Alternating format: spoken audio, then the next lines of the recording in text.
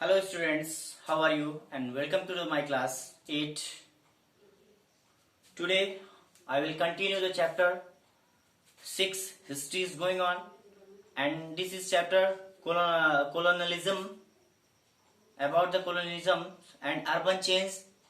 Yesterday I had told you the many points and today I will continue about the Delhi under the British rule. This is video number 3 as you can say the part 3। आज मैं आपको बताऊंगा कि दिल्ली जो था British के under में कैसे था, क्या रूल था उस समय, आपको बताया भी गया है। लेकिन इस पॉइंट्स में, in this point we will discuss about the Delhi under the British.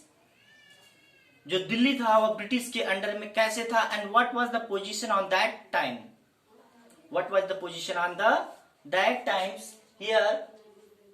In 1803, Lord Wellesley annexed Delhi and Agra and brought to Mughal emperors under the British Central till 1857। एक लॉर्ड वेलेस्ली था। कौन था? Lord Wellesley था। यह 1857 के पहले अंदर तक अपने भारत में आकर ब्रिटिश का पर्सन था, मुगल के साथ आकर यहाँ पे अपना आधिपत्य जमाया, अपना राज जमाया। मुगल वंश के लोग उस समय रहा करते थे, तो इनके साथ आकर अपना यहाँ पे क्या किया, रूलिंग स्टार्ट किया। किसके साथ? मुगलों के साथ रूलिंग स्टार्ट किया। उसके बाद फिर क्या किया, the Mughal emperor continued to live in the Red Fort. और उसमें जो मुगल इंपरर थे, मुगल के शासक थे, जो बादशाह थे, वे रेड फोर्ट में रहा करते थे। कहाँ रहा करते थे? रेड फोर्ट। और आपको पता है कि रेड फोर्ट कहाँ है? दिल्ली में है। कहाँ है? दिल्ली में है। The Indian and the British of Delhi share mutual respect for each other. तो उस समय जो ब्रिटिश के लोग थे वे म्यूचुअल्स थे, एक दोनों में आपस में सम्मान हुआ करता था, रहते थे लोग मिलजुल कर। The Delhi college which began as a madrasa. उस समय फिर क्या हुआ कि लोग दिल्ली में एक मुस्लिम कॉलेज का फाउंडेशन किए, जो मदरसा था। जब उस समय ब्रिटिश के लोग रहा करते थे अपने भारत में, तो उस समय एक मदरसा स्कूल का ओपनिंग हुआ। On that time a Madrasa college was opened. You know the Madrasa means school that is taught by the Muslims peoples, and there also the languages is running about Arabic languages। वहां पे जो मदरसा college होता है उसमें मुस्लिम को लोग पढ़ाते हैं और उसमें अरबी भाषा को पढ़ाया जाता है। कौन सी भाषा? उसमें हिंदी नहीं चलता है, उसमें अरबी भाषा को पढ़ाया जाता है मुस्लिमों के लिए। तो मदरसा क्या है पता हो गया है। फिर यहाँ पे कि during the revolt that college was attacked and damaged by the rebels। फिर क्या हुआ कि जैसे ही 1857 की क्रांति हुई, रिवोल्ट हुआ, तो जो भी कॉलेज उसमें दिल्ली में बनाए गए थे, madrasa college, that they were declined to the attack to the revolt of 1857। कि 1857 की क्रांति में जब दिल्ली पर भी आक्रमण हुआ, अटैक हुआ, रिवोल्ट हुआ, तो उस समय जो हमारे मदरसा कॉलेज बनाए गए थे वे क्या हो गए? डिक्लीन हो गए, ध्वस्त हो गए, टूट फूट गए। क्योंकि भाई आपको पता है कि जब अटैक होता है, किसी दंगा होता है, तो उसमें तोड़ फोड़ होता है। तो तोड़ फोड़ में ये नहीं देखता कि यहाँ पे स्कूल्स है, कॉलेज है, बिल्डिंग्स है, etcetera. Everything may be destroyed. कुछ भी टूट सकता है, फूट सकता है। तो उस समय कहने का मतलब डियर स्टूडेंट्स, जो दिल्ली का पोजीशन था ब्रिटिश के समय में, तो उस समय मदरसा कॉलेज भी बनाए गए थे और मदरसा कॉलेज कुछ समय तक चलते थे। उसके बाद फिर जब 1857 की क्रांति स्टार्ट हुई, तो उसी समय यह मदरसा कॉलेज भी टूट गया और दिल्ली में और भी जो भी बिल्डिंग्स बनाए गए थे वो टूट फूट गए थे। यहाँ पे कि under British rule many of old Delhi's havelis decline. और उस समय जो हवेली बनी थी दिल्ली में, मैं आपको इस पॉइंट में यही बता रहा हूं ना कि दिल्ली अंडर द ब्रिटिश, उस समय दिल्ली का क्या कंडीशन था जब ब्रिटिश के लोग रहते थे। तो इसमें कि जब 1857 की क्रांति स्टार्ट हुई, तो उसमें जो मदरसा कॉलेज बनाया गया था वो डिक्लीन हो गया। उसके बाद फिर जो हवेलीज बनाई गई थी, वो भी डिक्लिन हो गया। आपको बताया गया था हवेलीज क्या होता है। Havelis is a place where the joint family lives together. Havelis is a place where the joint family and their servants lives together is known as havelis. कल ही बताया गया था। तो चलते हैं, अब देखते हैं कि न्यू दिल्ली, ओल्ड दिल्ली से न्यू दिल्ली कैसे बना, पुरानी दिल्ली से नई दिल्ली में कैसे कुछ चेंजिंग हुआ, क्या चेंजेस हुआ।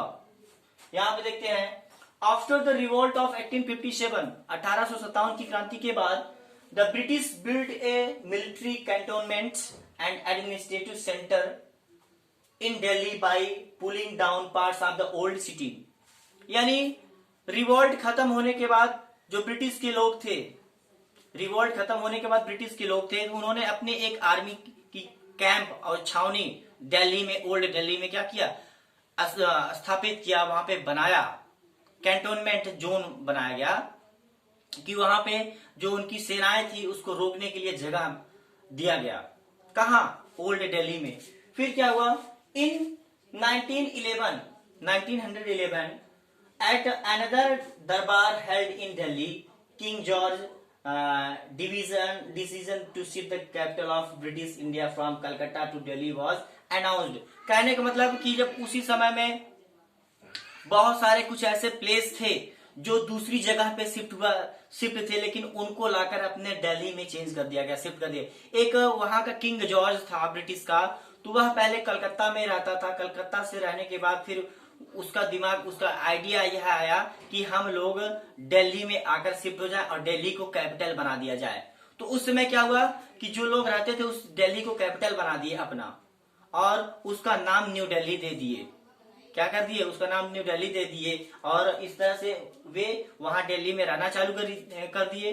फिर उन्होंने बहुत सारे चीज को बनाया था उस समय दिल्ली में, बहुत सारी चीज। They had done many things, they had developed many things like buildings, forts, places and so on। उन्होंने बहुत सारे चीजों को भी बनाया हुआ था, जैसे Delhi was announced many important buildings created, the viceroy's residence। उस समय वायसराय मतलब होता था जो बड़ा अधिकारी होता था जो ब्रिटिश का, द वायसराय रेजिडेंस। उस समय ब्रिटिश का जो बड़ा अधिकारी होता था दिल्ली में आकर अपना रेजिडेंस बनाया था, रहने के लिए अपना प्लेस बनाया था, जो कि अब वायसराय को क्या बोला जा रहा है, प्रेसिडेंट, राष्ट्रपति भवन बोला जा रहा है। क्या बोला जा रहा है, राष्ट्रपति भवन, जो कि अपने दिल्ली में है, वही पहले बनाया गया था, वायसराय के द्वारा बनाया गया था, वायसराय प्लेस के लिए। तो यहाँ पे आप जानेंगे कि वायसराय क्या होता है। वायसराय मतलब जो बड़े अधिकारी, बड़े लेवल के अधिकारी होते थे ब्रिटिश के, अब वही वायसराय का नाम चेंज करके राष्ट्रपति भवन दे दिया गया है, जो कि राष्ट्रपति भवन आपको पता है कि दिल्ली में है। तो इस तरह से डियर स्टूडेंट्स हम देख सकते हैं, now we can see that the many things that have been change from the old Delhi to New Delhi. How they have been change also I have told you. कहने का मतलब कि न्यू दिल्ली में क्या कुछ चेंजिंग हुआ, ओल्ड दिल्ली से न्यू दिल्ली में क्या चेंजिंग हुआ, मतलब कि कुछ लोग जैसे जो थे किंग जॉर्ज थे, अपना मत बदले, जो कलकत्ता पहले रहते थे, कलकत्ता से अपना जो प्लेस था उसको लाकर अपने दिल्ली में शिफ्ट कर दिए, बहुत सारे बिल्डिंगों को यहाँ बनवा दिए, यहाँ पे वायसराय रेजिडेंस भी बनवा दिए, जिसको हम बोलते हैं राष्ट्रपति भवन भी बोलते हैं। तो इस तरह से हम बोल सकते हैं कि दिल्ली में कुछ चेंजिंग हुआ था, न्यू दिल्ली, ओल्ड दिल्ली से न्यू दिल्ली के नाम पड़ा। फिर नेक्स्ट पे चलते हैं, Delhi after the partition of India. Delhi after the partition of India. You know, when the India was not free from British rule, that times India and Pakistan's peoples were lived together.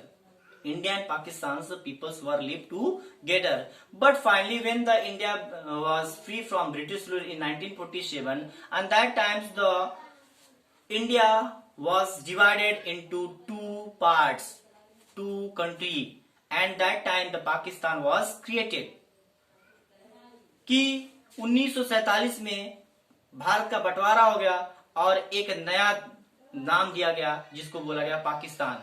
क्या बोला गया, पाकिस्तान। तो क्या हुआ, उसमें जो भारतीय लोग थे, यानी जो बॉर्डर पे थे, the many peoples were migrated across the borders and the peoples who were the nearest to the borders they were settled like Punjab, Rajasthan, Haryana.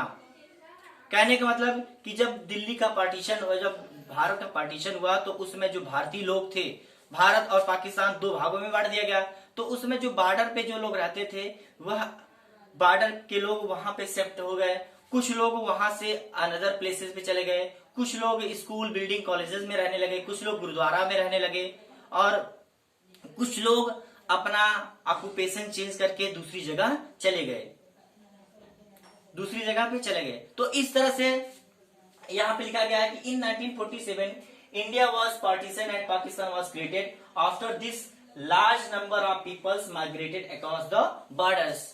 तो बहुत ही यह बात थी कि लोग, जो भारत के लोग थे और पाकिस्तान के लोग अलग अलग हो गए, और जो नजदीक यानी बॉर्डर के क्षेत्र के लोग थे वे उस नजदीक वाले प्लेसेस पे रहना चालू कर दिए। तो डियर स्टूडेंट्स, इस चैप्टर में हमने आपको बताया कि overall colonialism and urban change, कि जो ब्रिटिश का एक कॉलोनी था किस तरह से चेंज हुआ और किस तरह से वे रूलिंग करते थे, हमने आपको इस चैप्टर में बताया। हमने क्या किया इस चैप्टर में आपको बताया। और अर्बन चेंज, कुछ प्लेसेस जो थे वह अपनी जगह से चेंज होकर दूसरी जगह जाकर शिफ्ट हो गए, हमने इसको भी बताया इस चैप्टर में। ओवरऑल अगर आप देखेंगे तो इसमें हम जानेंगे कि यह जो चैप्टर था कि इसमें जो ब्रिटिश की कॉलोनी थी वह किस तरह से एक जगह से दूसरी जगह पे बनाई गई, किस तरह से उनका रूलिंग सिस्टम था और किस तरह से वे रहा करते थे। मैंने इस चैप्टर में आपको बताया कि डी अर्बनाइजेशन के बारे में भी बताया कि डी अर्बनाइजेशन का कारण क्या बना, कि जब लोगों की इकोनॉमिक स्थिति खराब हो जाती है, लोगों के पास पैसा नहीं रहता है, रहने के लिए जगह नहीं रहता है, so that time they change their places, on that time they places and such places is known as the de urbanisation. इसको भी मैंने बताया था, बहुत सारे थिंग्स को बताया। आज की वीडियो में मैंने आपको बताया कि दिल्ली अंडर द ब्रिटिश की क्या कंडीशन थी, उसके बाद फिर न्यू दिल्ली क्या कंडीशन हुआ ब्रिटिश के रूल में, फिर मैंने बताया कि Delhi after the partition of India, partition means division, Bharat जब डिवाइड हो गया तो उसमें दिल्ली की क्या कंडीशन हुई। तो उस समय बहुत सारे थिंग्स भी बनाए गए, जैसे रेड फोर्ट, इंडिया गेट, ये सब दिल्ली में बनाए गए थे। Okay, dear students, still if you have any kinds of doubt in this chapter, so you can ask me. Okay, thank you for listening me. Thank you.